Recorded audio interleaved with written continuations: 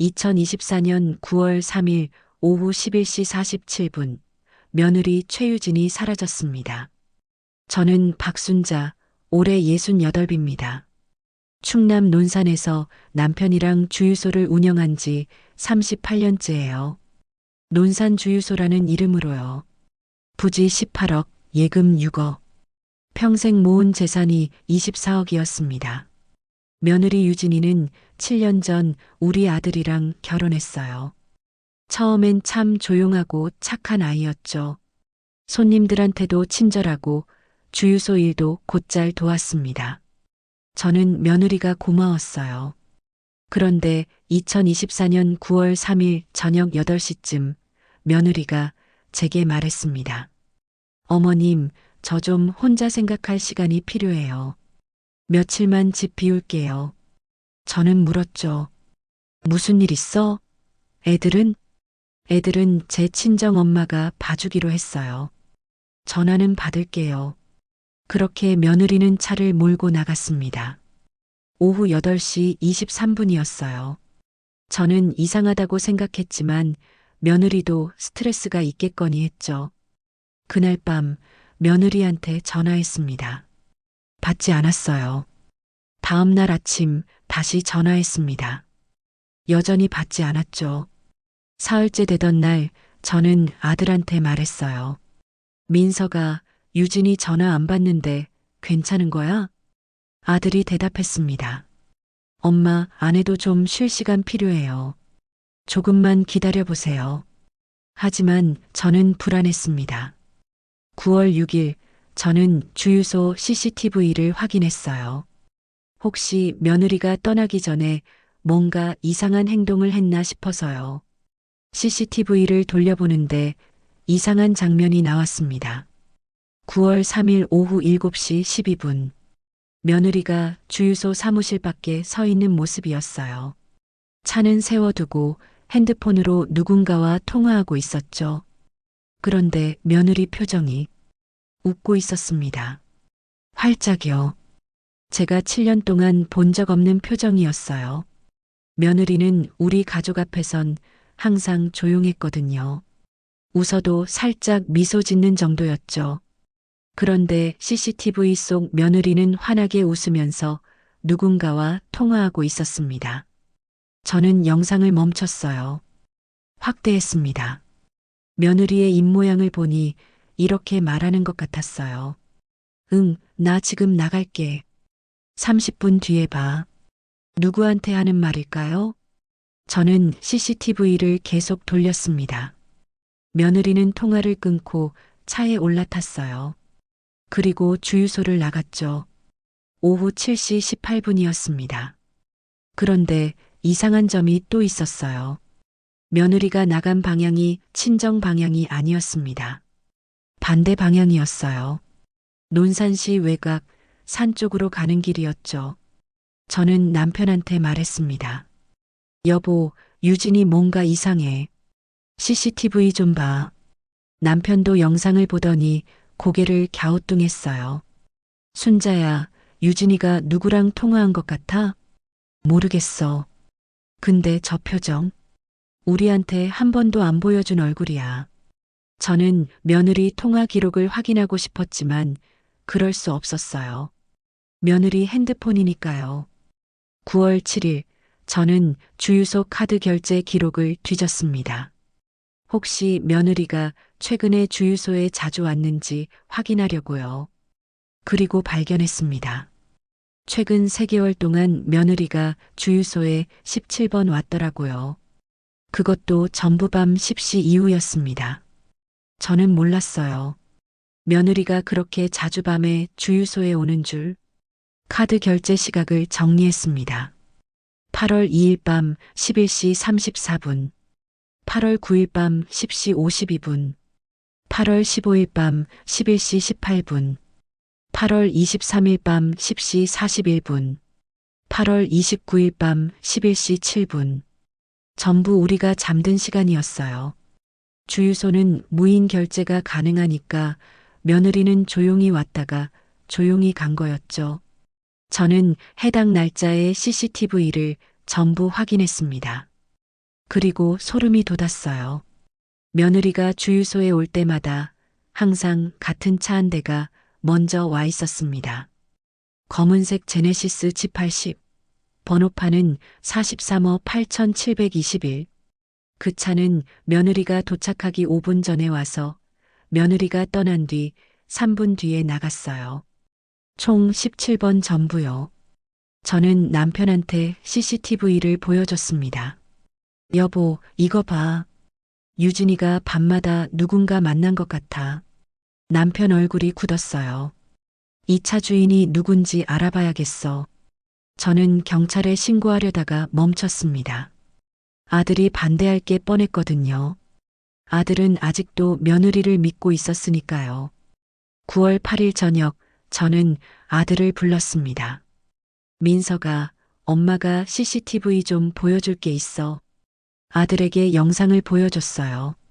며느리가 웃으면서 통화하는 장면, 밤마다 주유소에 온 기록, 그리고 검은색 제네시스. 아들은 처음엔 믿지 않으려 했습니다. 엄마, 이건 오해일 거예요. 유진이가 그럴 리 없어요. 하지만 저는 말했어요. 민서가, 엄마는 거짓말 안 해. 내 아내가 밤마다 누군가 만났어. 그리고 지금 연락도 안 받잖아. 아들이 침묵했습니다. 저는 마지막으로 물었어요. 민서가, 혹시 유진이가 최근에 이상한 행동한 거 없어? 돈 많이 쓴다거나 어디 자주 나간다거나? 아들이 천천히 고개를 끄덕였습니다. 사실 유진이가 최근에 적금을 깼어요. 3천만 원이요. 뭐 하려고? 친정 형제 사업 자금 돕는다고 했어요. 저는 한숨이 나왔습니다. 민서가, 우리 며느리 뭔가 숨기고 있어. 9월 9일 아침 6시 저는 주유소 사무실에서 밤을 샜습니다. CCTV 영상 17개를 전부 USB에 복사해뒀어요. 하나하나 확대해서 보려고요.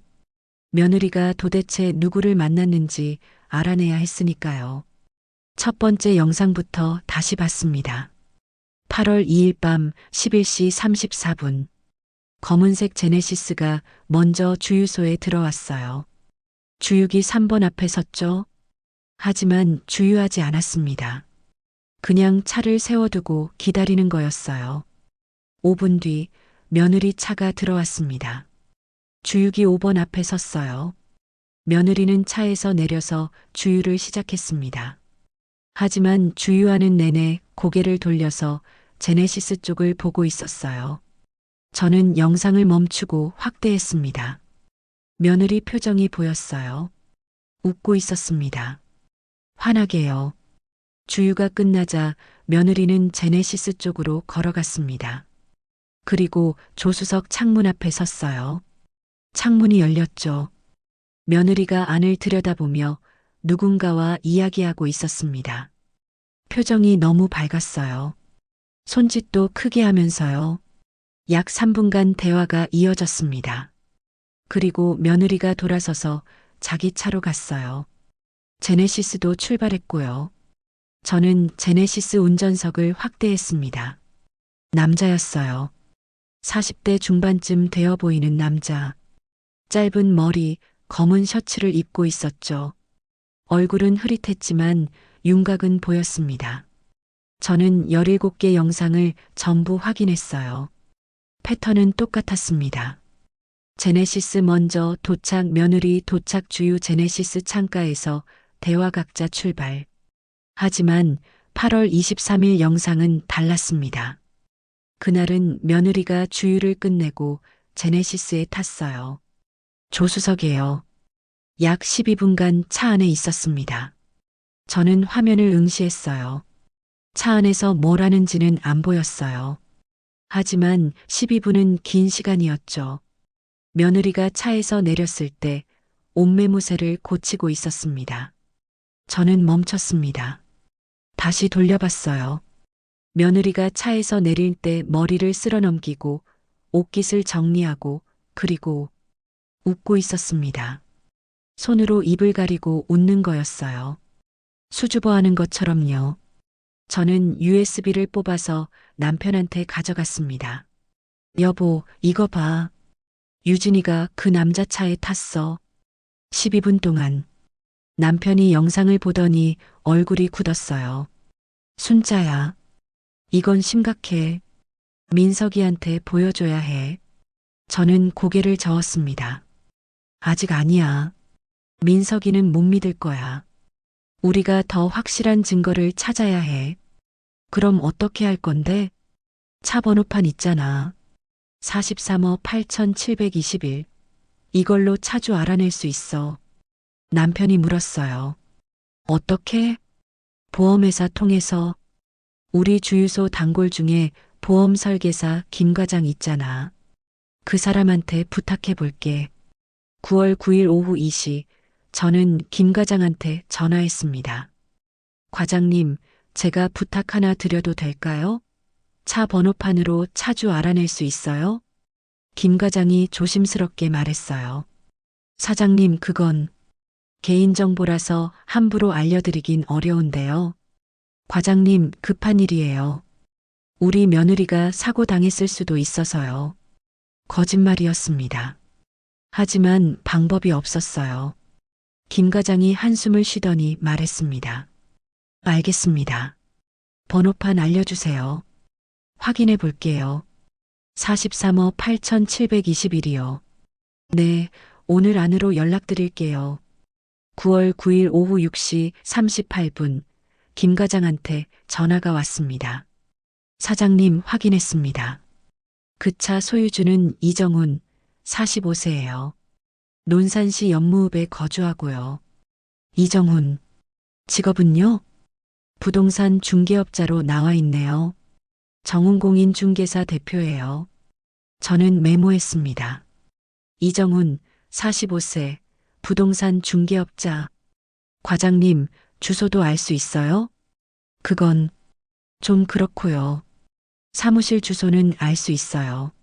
논산시 연무읍 중앙로 127-3. 감사합니다, 과장님. 전화를 끊고 저는 남편한테 말했어요. 여보, 차주 이름 알아냈어. 이정훈, 45세, 부동산 중개업자래. 부동산 중개업자? 응. 우리 며느리가 부동산 중개업자랑 밤마다 만난 거야. 남편이 중얼거렸습니다. 혹시 집이라도 사려고 했나? 밤 11시에 12분 동안 차 안에서 남편이 말문이 막혔어요. 저는 인터넷을 검색했습니다.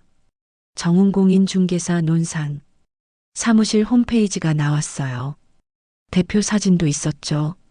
이정훈 45세 CCTV에서 본 그 남자였습니다. 프로필에는 이렇게 적혀 있었어요.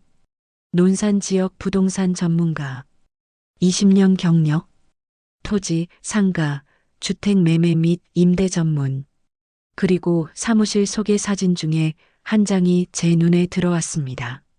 사무실 내부 사진이었는데 벽에 걸린 액자가 보였어요. 이정훈이 누군가와 찍은 사진이었죠. 저는 화면을 확대했습니다. 그 사진 속에 며느리가 있었습니다. 이정훈과 며느리가 나란히 서서 웃고 있는 사진이었어요. 저는 화면을 캡처했습니다. 그리고 남편한테 보여줬죠. 여보, 이거 봐. 유진이가 저 사무실에 가본 적 있어. 사진까지 찍었어. 남편이 말했습니다. 순자야, 이제 민석이한테 보여줘야 해. 저는 고개를 끄덕였어요. 그래, 이제 보여줘야겠어. 9월 10일 저녁, 저는 아들을 불렀습니다. 민석아, 엄마가 뭘 찾았어? 아들에게 모든 걸 보여줬어요. CCTV 영상, 차 번호판, 차주 이름, 부동산 사무실 사진. 아들은 침묵했습니다. 5분간요. 그리고 물었어요. 엄마, 유진이가 정말 바람 핀 거예요? 저는 대답하지 못했습니다. 하지만 마음속으론 알고 있었어요. 이건 바람보다 더 큰 문제였습니다. 9월 11일 새벽 3시 아들이 저희 방문을 두드렸습니다. 엄마, 아빠, 일어나세요. 저는 벌떡 일어났어요. 아들 얼굴이 새하얗게 질려 있었습니다. 무슨 일이야? 아들이 핸드폰을 내밀었어요. 유진이 통장 거래 내역이요. 제가 비밀번호 알고 있어서 확인했어요. 화면을 보는 순간 저는 숨이 막혔습니다. 며느리 통장에 매달 500만 원씩 입금되어 있었어요.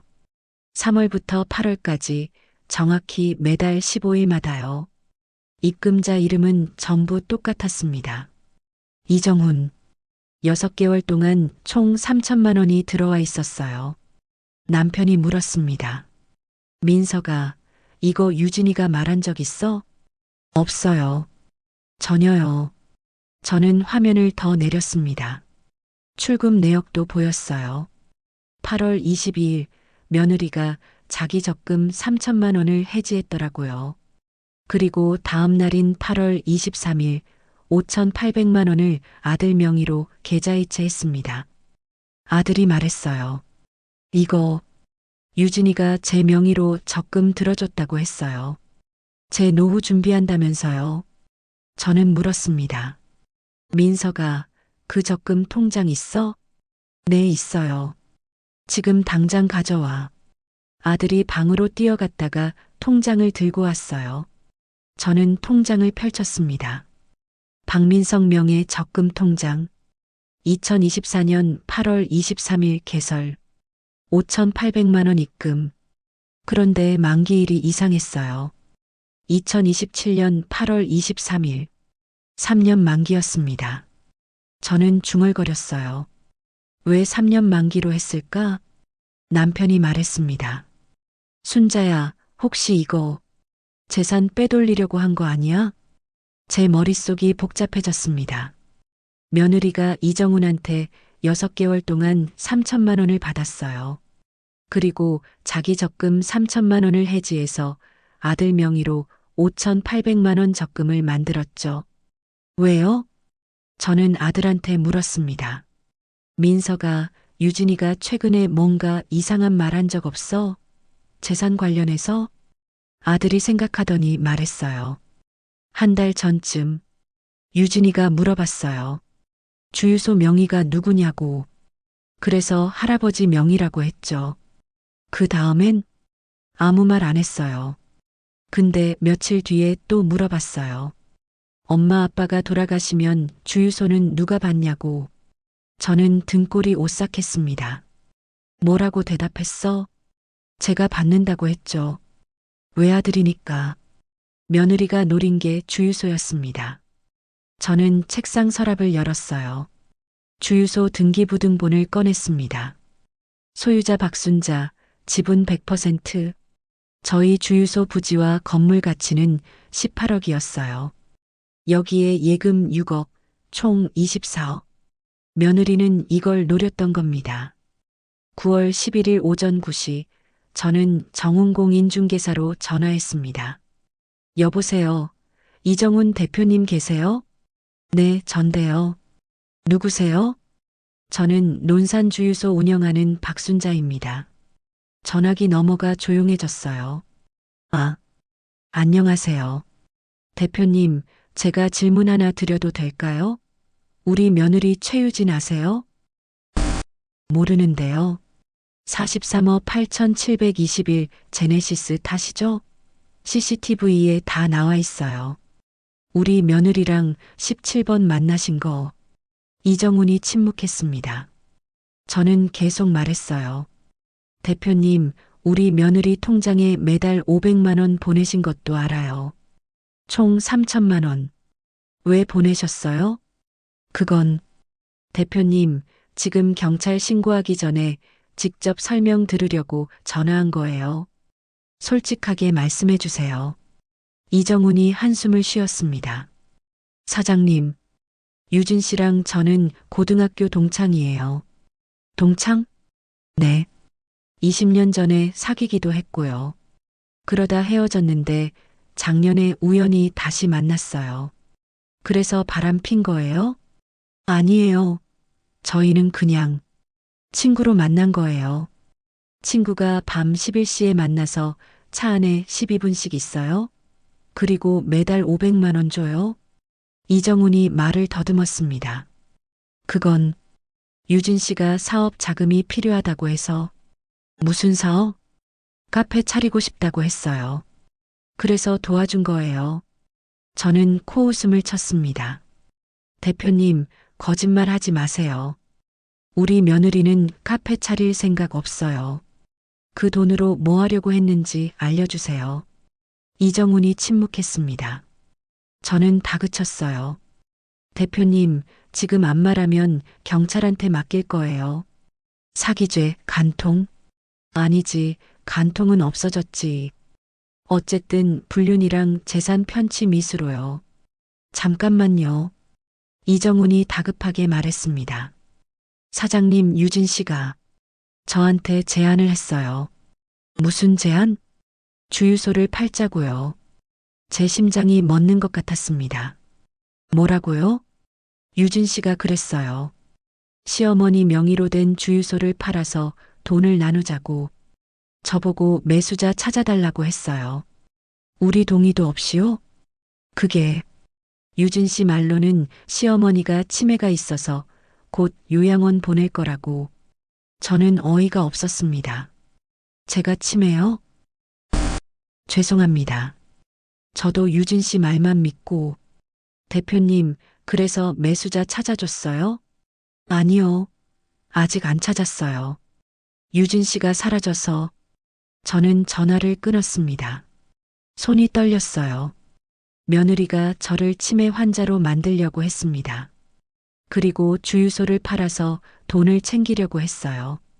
남편이 제 어깨를 잡았습니다. 순자야, 괜찮아? 안 괜찮아. 우리 며느리가 우릴 이렇게 생각했다니. 아들은 소파에 주저앉았어요.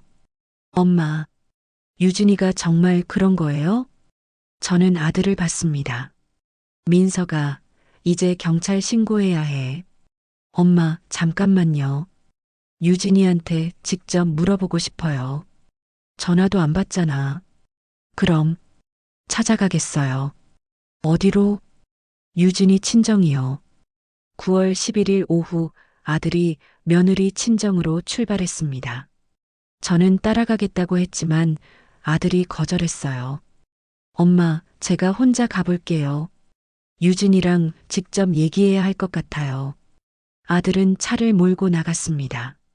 며느리 친정은 대전이었어요. 논산에서 차로 40분 거리였죠. 저는 남편이랑 집에서 기다렸습니다. 불안했어요. 오후 4시쯤 아들한테서 전화가 왔습니다. 엄마, 목소리가 떨리고 있었어요. 왜? 무슨 일이야? 유진이 여기 없어요. 뭐? 장모님이 말씀하시는데 유진이 여기 안 왔대요. 애들도 안 왔고요. 저는 멈칫했습니다. 그럼 유진이가 거짓말한 거야? 친정 간다고 했잖아. 네. 장모님도 깜짝 놀라셨어요. 유진이가 사라졌다는 거 처음 아신대요. 저는 머리가 복잡해졌어요. 민서가 애들은 어디 있어? 그것도 장모님이 모르신대요. 유진이가 친정에 맡긴다고 했는데 여기 안 왔다고. 저는 소리쳤습니다. 그럼 애들은 지금 어디 있는 거야? 제가 지금 유진이 친구들한테 전화해 볼게요. 전화가 끊어졌습니다. 저는 남편을 봤어요. 여보, 이거 큰일이야. 며느리가 애들까지 데리고 사라진 거야. 남편도 얼굴이 창백했습니다. 1시간 뒤 아들한테서 다시 전화가 왔어요. 엄마, 애들 찾았어요. 어디 있어? 유진이 친구 집이요. 친구가 봐주고 있었대요. 애들은 괜찮아? 네, 괜찮은데. 애들이 이상한 말을 했어요. 무슨 말? 엄마가 할머니, 할아버지 집에 가면 안 된다고 했대요. 할머니가 아프셔서 위험하다고. 저는 어이가 없었습니다. 내가 아프다고? 네. 애들한테 거짓말한 거예요. 저는 한숨을 쉬었어요. 민서가 애들 데리고 집으로 와. 우리가 직접 돌봐야겠어. 네, 지금 가겠습니다. 전화를 끊고 저는 남편한테 말했어요.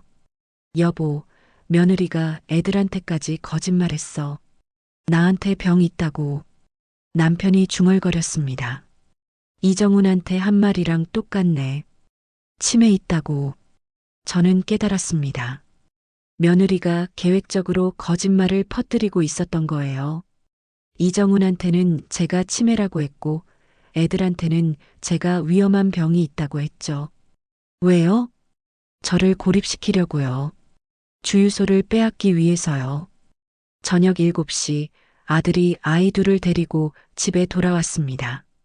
손주들이 저를 보더니 조심스럽게 물었어요. 할머니, 아프세요? 저는 웃으며 말했습니다. 할머니 안 아파.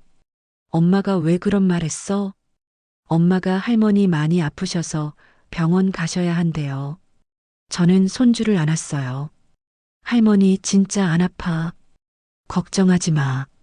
손주들을 재운 뒤 저는 아들과 단둘이 앉았습니다. 아들이 먼저 입을 열었어요. 엄마, 죄송해요. 왜? 제가 유진이를 너무 믿었어요. 엄마 말씀 안 듣고 저는 아들 손을 잡았습니다. 민서가 내 잘못이 아니야. 우리 모두 속은 거야. 근데 엄마 유진이가 왜 이러는 걸까요? 저는 잠시 생각했어요. 민서가 유진이가 우리한테 물어본 적 있지? 주유소 명의가 누구냐고. 네. 그리고 내가 돌아가면 누가 주유소 받냐고도 물어봤고. 네. 민서가 유진이는 주유소가 탐났던 거야. 아들이 고개를 떨궜습니다. 저는 계속 말했어요. 유진이는 이정훈이랑 짜고 계획을 세운 거야. 나를 치매 환자로 만들고 주유소를 팔아서 돈을 나누려고. 그런데 왜 저한테 큰 돈을 적금으로 만들어준 거예요?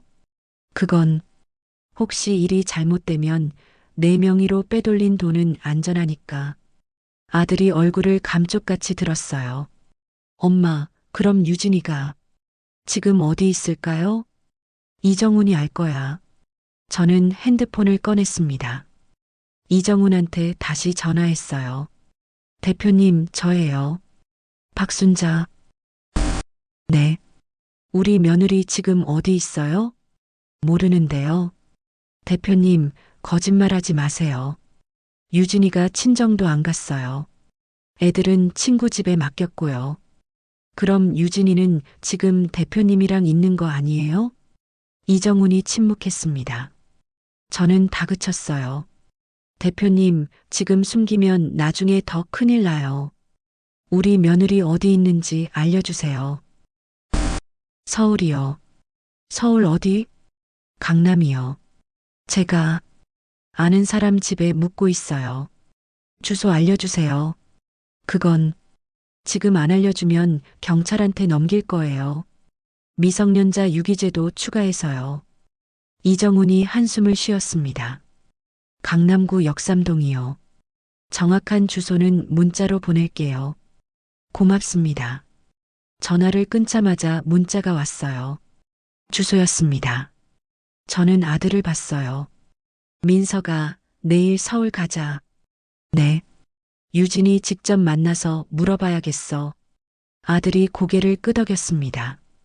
그날 밤 저는 잠을 이룰 수 없었어요. 며느리가 왜 이렇게 변했을까요? 7년 동안 같이 살면서 저는 며느리를 몰랐던 걸까요?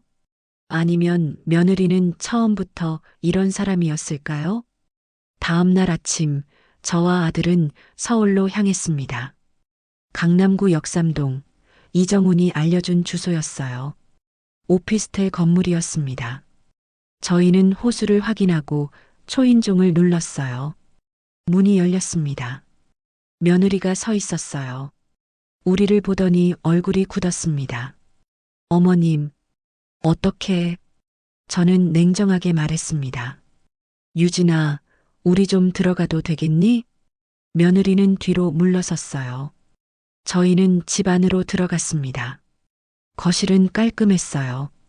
하지만 이상한 점이 있었죠. 남자 구두가 현관에 놓여 있었습니다. 며느리는 말이 없었습니다. 저는 현관에 놓인 남자 구두를 가리켰어요. 유진아, 이거 누구 거야? 친구 거예요. 남자친구. 며느리가 대답하지 않았습니다. 아들이 물었어요. 유진아, 여기 누구랑 같이 있어? 그때 안방 문이 열렸습니다. 이정훈이 나왔어요. 회색 티셔츠에 반바지 차림이었습니다. 우리를 보더니 멈칫했죠. 아들이 이정훈을 봤습니다. 그리고 며느리를 봤어요. 유진아, 이게 뭐야? 며느리가 입을 열었습니다. 민석 오빠, 미안해요. 미안하다고? 지금 이 상황에서 미안하다고만 하면 돼? 아들 목소리가 떨렸어요. 분노인지 슬픔인지 알 수 없었죠. 저는 며느리를 똑바로 봤습니다. 유진아, 앉자. 우리 얘기 좀 하자. 며느리와 이정우는 소파에 앉았어요. 저와 아들은 맞은편에 앉았죠. 저는 먼저 물었습니다. 유진아, 너 진짜 카페 차리고 싶었어? 아니요. 그럼 이정훈 대표한테 받은 돈은 뭐 하려고 받은 거야? 며느리가 고개를 숙였습니다. 변호사 비용이요. 변호사? 네. 이혼 전문 변호사요. 아들이 벌떡 일어났어요. 뭐? 이혼? 며느리가 대답했습니다. 오빠, 저는 더 이상 못 살겠어요. 시골에서 주유소 일하면서 평생 살 수 없어요. 그게 무슨 소리야? 우리 7년 동안 잘 살았잖아. 오빠는 그렇게 생각하겠죠. 근데 저는 아니었어요. 저는 며느리를 봤습니다. 유진아, 그럼 주유소 팔려고 한 건 뭐야? 나를 치매 환자로 만들려고 한 것도? 며느리가 움찔했어요. 그건 이정훈이 끼어들었습니다. 사장님, 그건 제가 잘못 생각한 거예요. 유진 씨가 이혼하고 싶어 하길래 제가 방법을 알려준 거였어요. 방법? 사기치는 방법 말하는 거야? 아니에요. 재산 분할 받는 방법이요. 저는 코웃음을 쳤습니다. 재산 분할? 우리 주유소는 4명이야. 며느리가 받을 재산 없어. 이정훈이 말했습니다. 그래서 시어머니 명의를 아드님 명의로 바꾸면 어떻겠냐고 제안했던 거예요. 뭐? 아드님 명의가 되면 이혼할 때 유진 씨가 재산 분할로 절반을 받을 수 있잖아요. 저는 이해했습니다. 며느리의 계획은 이거였어요. 첫째, 저를 치매 환자로 만든다. 둘째, 주유소 명의를 아들로 바꾼다. 셋째, 아들이랑 이혼한다. 넷째, 재산 분할로 주유소 가치의 절반을 받는다. 주유소 가치가 18억이면 절반은 9억이었죠. 저는 며느리를 봤어요. 유진아, 그래서 민석이 명의로 큰돈 적금 만들어준 거야? 나중에 재산 분할 받으려고? 며느리가 고개를 끄덕였습니다. 아들이 소리쳤어요. 유진아, 너 정신이 있어? 우리 엄마를 이용해서 돈을 뺏으려고 한 거야? 오빠도 이득이잖아요.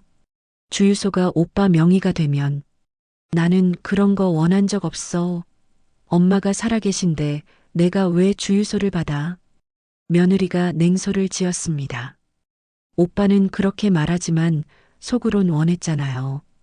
빨리 물려받고 싶었잖아요. 아들이 말문이 막혔어요. 저는 가슴이 아팠습니다. 며느리가 아들까지 오해하게 만들고 있었거든요. 저는 물었습니다. 유진아, 그럼 너랑 이정훈 대표는 뭐야? 사귀는 거야? 며느리가 이정훈을 봤어요. 이정훈이 대답했습니다. 네. 저희는 고등학교 때부터 좋아했어요.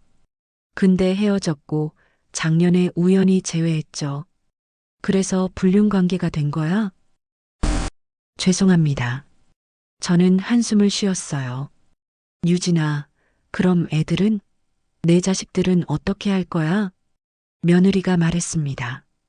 양육권은 제가 가져갈 거예요. 민석이가 동의할 것 같아?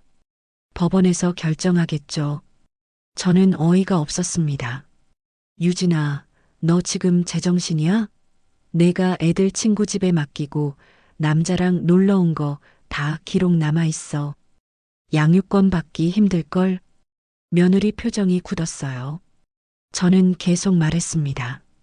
그리고 내가 나한테 치매 있다고 거짓말한 것도 다 증거 있어. CCTV, 통화 기록, 이정훈 대표 증언까지. 이거 사기죄로 고소할 수 있어. 이정훈이 당황했습니다. 사장님, 저는 유진 씨 말만 믿고 대표님은 공범이에요. 같이 계획 세웠잖아요. 며느리가 벌떡 일어났습니다. 어머님, 어차피 저는 이혼할 거예요. 고소하시든 말든 상관없어요. 유진아, 내가 고소당하면 양육권 못 받아. 그리고 재산 분할도 못 받지. 그래도 전 못 살겠어요. 이 생활이 싫어요. 며느리 목소리가 떨렸어요. 저는 며느리를 봤습니다. 7년 동안 같이 살았던 며느리가 아니었어요. 완전히 다른 사람 같았죠. 아들이 말했습니다. 유진아, 나한테 불만이 있었으면 말을 했어야지. 왜 이렇게까지? 말해봤자 소용없잖아요. 오빠는 주유소가 제일 중요하니까. 나는 너랑 애들이 더 중요했어. 아들이 소리쳤습니다. 며느리는 대답하지 않았어요. 저는 일어섰습니다. 유진아, 우리 집에 일주일 안에 짐 빼. 그리고 이혼 서류 준비해. 내가 변호사 소개해 줄게. 네. 그리고 재산 분할은 기대하지 마. 내가 사기 시도한 거 다 고소할 거니까. 며느리가 고개를 들었어요. 어머님, 진짜 고소하실 거예요? 당연하지. 우리 가족을 이렇게 만든 사람을 그냥 둘 것 같아? 며느리 얼굴이 창백해졌습니다. 저는 아들을 데리고 오피스텔을 나왔어요. 엘리베이터 안에서 아들이 무너졌습니다. 엄마, 제가 잘못했어요. 제가 유진이를 제대로 못 봤어요. 저는 아들을 안았습니다. 민서가 내 잘못이 아니야. 유진이가 너무 잘 숨긴 거야. 근데 엄마, 유진이 말이 맞는 것 같기도 해요. 뭐가? 제가 주유소 물려받고 싶었던 것 같아요. 무의식 중에 저는 아들 어깨를 두드렸습니다. 민서가 그건 자연스러운 거야. 내가 외아들이니까. 근데 그걸 이용해서 사기치는 건 다른 문제지. 아들이 고개를 끄덕였습니다. 저희는 차를 타고 논산으로 돌아왔어요. 집에 도착했을 때 저는 남편한테 모든 걸 말했습니다. 남편이 물었어요. 순자야, 진짜 고소할 거야? 당연하지. 안 그러면 며느리가 또 무슨 짓 할지 몰라. 9월 13일 저는 변호사 사무실에 갔습니다. 논산에서 제일 유명한 가정법 전문 변호사 김현우 변호사였어요. 이혼 소송 1000건 넘게 맡아본 베테랑이었죠. 변호사 앞에 며느리와 이정훈 관련 자료를 전부 펼쳐놓았습니다. CCTV 영상, 통장 거래 내역, 이정훈과의 통화 녹음, 강남 오피스텔 사진. 변호사가 자료를 보더니 고개를 끄덕였어요. 사장님, 이 정도면 사기 및 재산 편취 미수로 고소 가능합니다. 그런데 한 가지 확인하고 싶은 게 있습니다. 저는 물었죠. 뭔가요? 며느님 신원 확인 제대로 하셨어요? 결혼할 때요. 네, 당연히 했죠. 주민등록 등본, 가족관계 증명서 다 확인했어요. 변호사가 말했습니다. 그런데 이상한 점이 있습니다. 며느님이 받으신 돈이 통장으로만 들어왔는데 카드 사용 내역을 보니까 다른 패턴이 보이거든요. 무슨 패턴이요? 변호사는 노트북을 돌려서 보여줬어요. 며느리 신용카드 사용 내역이었습니다. 보세요. 며느님이 7년 전부터 이 카드를 쓰셨는데 그 전 기록도 있어요. 10년 전부터요. 저는 화면을 봤습니다. 며느리가 결혼 전에도 같은 카드를 쓰고 있었더라고요. 변호사가 계속 설명했어요. 그런데 15년 전 기록을 보면 카드 명의자 이름이 다릅니다. 뭐라고요? 변호사는 화면을 확대했습니다. 15년 전 카드 명의자 이름이 보였어요. 김선희. 저는 멈칫했습니다. 이게 우리 며느리 카드예요? 네, 카드 번호가 같습니다. 그런데 15년 전엔 김선희 명의였어요. 10년 전부터 최유진 명의로 바뀌었고요. 저는 이해가 안 됐습니다. 그럼 며느리가 개명한 건가요? 그럴 수도 있는데 보통 개명하면 기록이 남거든요. 그런데 며느님 가족관계 증명서에는 개명 기록이 없어요. 그럼 뭐예요? 변호사가 조심스럽게 말했습니다.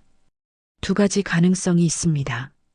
첫째, 다른 사람 명의를 도용했거나, 둘째, 본인이 과거에 다른 신분으로 살았거나요. 저는 소름이 돋았습니다. 변호사가 계속 말했어요. 사장님, 제가 며느님 과거 기록을 좀 더 조사해 봐도 될까요? 혹시 숨긴 게 더 있을 수 있어요. 저는 고개를 끄덕였습니다. 사흘 뒤 변호사한테서 연락이 왔어요. 저는 다시 사무실로 갔습니다. 변호사 표정이 심각했어요. 사장님, 며느님 과거 기록 찾았습니다. 변호사는 서류 뭉치를 내밀었습니다. 김선희, 현재 나이 38. 대전 출생. 18년 전 결혼 기록이 있습니다. 저는 얼어붙었어요. 결혼이요? 우리 며느리가 결혼한 적 있다고요? 네, 그것도 2번이요. 변호사는 다른 서류를 꺼냈습니다. 첫 번째 결혼은 18년 전이었어요. 당시 20살이었죠. 남편은 서울 사업가였습니다. 결혼 3년 만에 이혼했고요. 왜 이혼했어요? 재산 분할 문제였습니다. 며느님이 재산 분할로 2억을 받았어요. 저는 입이 떡 벌어졌습니다. 변호사가 계속 말했어요. 두 번째 결혼은 12년 전이에요. 부산 자영업자랑 결혼했죠. 이것도 4년 만에 이혼했습니다. 또 재산 분할 받았어요? 네, 7천만 원 받았습니다. 저는 의자에 주저앉았어요. 며느리가 이미 2번 결혼했다가 이혼한 경력이 있었던 겁니다. 그것도 전부 재산 분할 받으면서요. 변호사가 마지막 서류를 보여줬어요. 그리고 10년 전 김선희에서 최유진으로 이름을 바꿨어요. 법원 허가받아서 정식으로요. 왜 이름을 바꿨어요? 서류에는 개인 사유로만 나와 있습니다. 하지만 제 생각엔 과거를 숨기려고 한 것 같아요. 저는 머리가 어지러웠습니다. 며느리는 처음부터 결혼 사기꾼이었던 거예요. 이름까지 바꿔가면서 신분을 숨기고 순진한 남자를 찾아서 결혼한 뒤 재산을 뺏어가는 수법이었죠. 그리고 우리 아들이 3번째 타겟이었던 겁니다. 저는 변호사한테 물었습니다. 변호사님, 이거 중혼 아니에요? 아닙니다. 전부 이혼 처리 완료됐어요. 법적으론 문제 없죠. 그럼 우리가 뭘 할 수 있어요? 변호사가 말했습니다. 사기죄로 고소할 수 있습니다. 며느님이 본인 신분을 속이고 결혼했으니까요. 그리고 재산 편취 미수로도 고소 가능하고요. 저는 고개를 끄덕였어요. 고소장 써주세요. 그날 저녁 저는 아들을 불렀습니다. 변호사가 찾아낸 서류를 전부 보여줬어요. 아들은 말없이 서류를 읽었습니다. 얼굴이 점점 창백해졌죠. 한참 뒤에 아들이 물었어요. 엄마, 유진이가 진짜 이런 사람이었어요? 저는 고개를 끄덕였습니다. 민서가 유진이는 처음부터 너를 속인 거야. 우리 주유소가 목적이었던 거지. 아들이 서류를 내려놓았어요. 손이 떨리고 있었죠. 엄마, 그럼 유진이가 저한테 했던 말이 전부 거짓말이에요? 그랬을 거야. 아들이 고개를 떨궜습니다. 어깨가 떨렸어요. 저는 아들을 안았습니다. 할 말이 없었어요.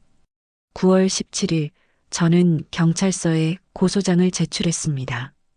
피고소인 최유진, 혐의 사기 및 재산 편취 미수.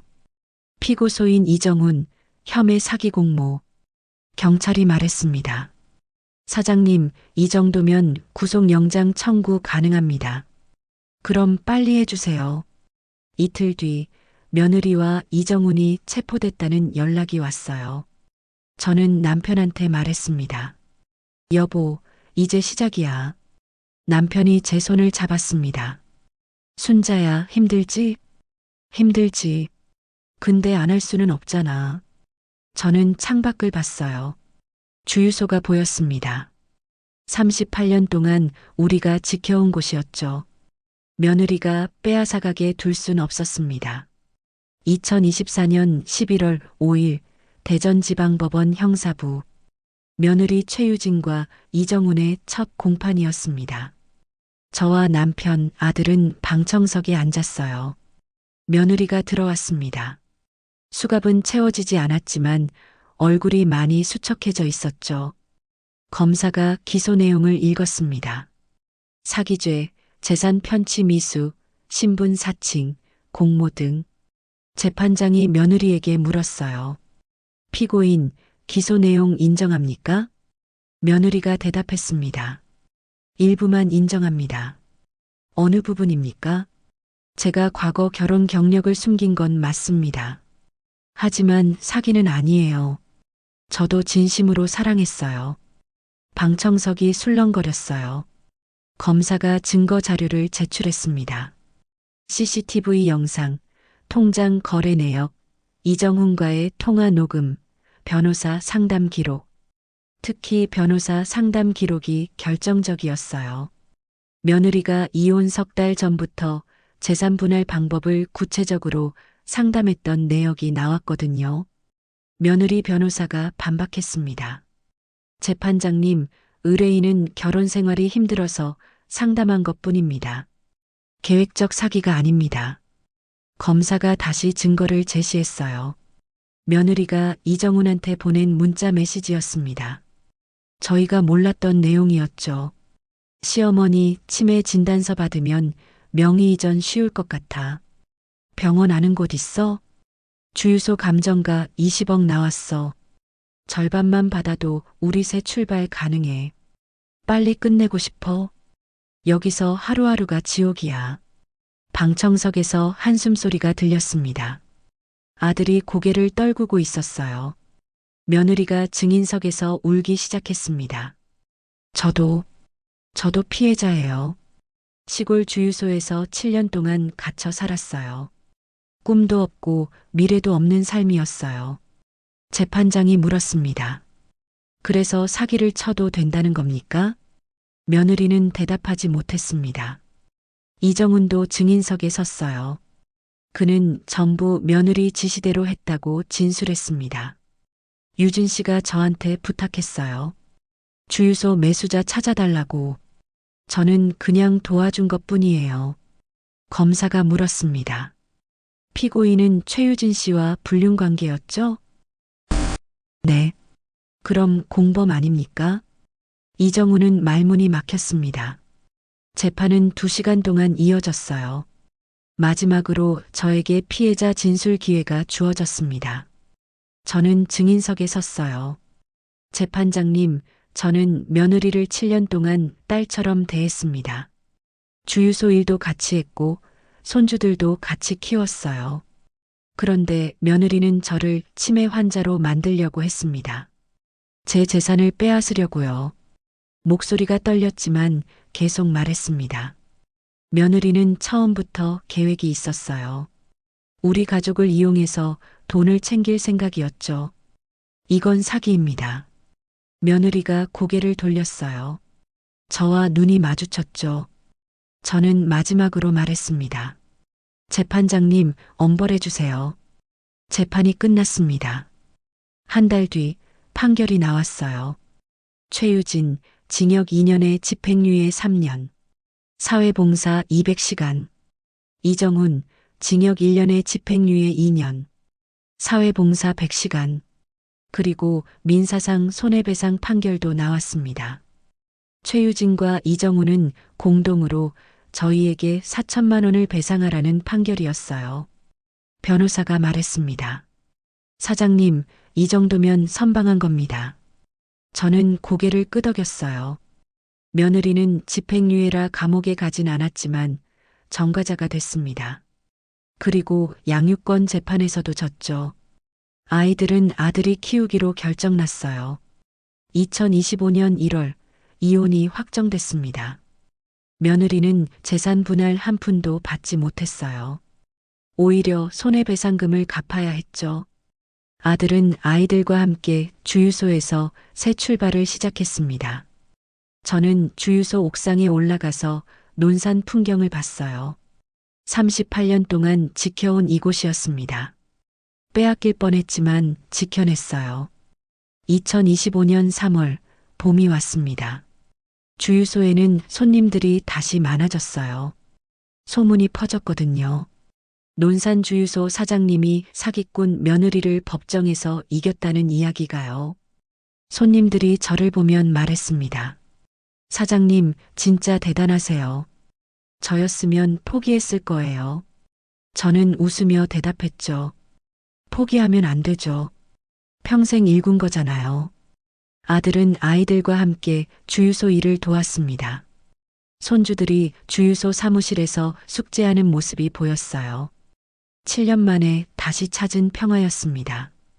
어느 날 저녁 제 핸드폰에 문자가 왔습니다.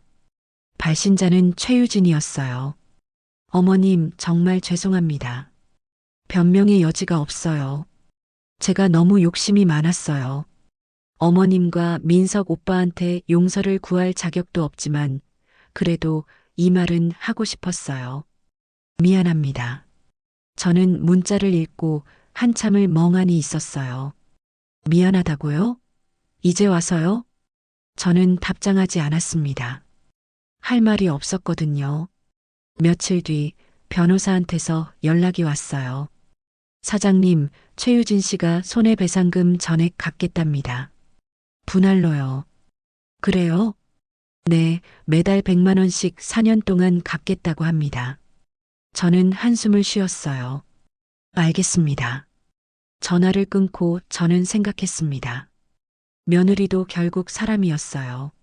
나쁜 선택을 했고 대가를 치르고 있었죠. 그게 전부였습니다. 2025년 5월, 저는 주유소 등기부를 새로 정리했습니다. 소유자는 여전히 저였어요. 하지만 공동 명의의 아들 이름을 추가했죠. 제가 원해서가 아니라 아들이 정말로 주유소를 지키고 싶어 했거든요. 엄마, 제가 평생 지킬게요. 아들이 말했습니다. 저는 고개를 끄덕였어요. 민서가, 엄마는 내가 행복했으면 좋겠어. 주유소보다 내가 더 중요해. 엄마도 행복하세요. 저희는 주유소 앞에 서서 석양을 봤습니다. 38년 동안 지켜온 이곳이었어요. 빼앗길 뻔했지만 지켜냈죠. 며느리는 떠났고 상처는 남았지만 저희는 다시 시작할 수 있었습니다. 그게 중요한 거였어요. 2025년 6월 어느 날 저는 주유소 CCTV를 정리하다가 멈췄습니다. 작년 9월 며느리가 떠나던 날 영상이었어요. 며느리가 주유소를 나가면서 뒤돌아봤더라고요. 한참 동안 주유소를 바라보다가 차에 올랐죠. 그 표정이 보였습니다. 슬픔이었어요. 저는 영상을 껐습니다. 며느리도 후회하고 있을까요? 아니면 또 다른 타겟을 찾고 있을까요? 저는 알 수 없었어요. 하지만 한 가지는 확실했습니다. 저는 더 이상 며느리를 생각하지 않기로 했어요. 그게 저와 제 가족을 위한 거였으니까요. 저는 주유소 사무실 창문을 열었습니다. 논산 들판이 보였어요. 초록빛이 가득했죠. 남편이 제 옆에 섰습니다. 순자야, 괜찮아? 괜찮아. 이제 진짜 괜찮아. 저는 남편 손을 잡았어요. 손주들이 주유소 마당에서 뛰어놀고 있었습니다. 아들이 그 모습을 보며 웃고 있었고요. 이게 제가 지켜낸 거였습니다. 가족이요.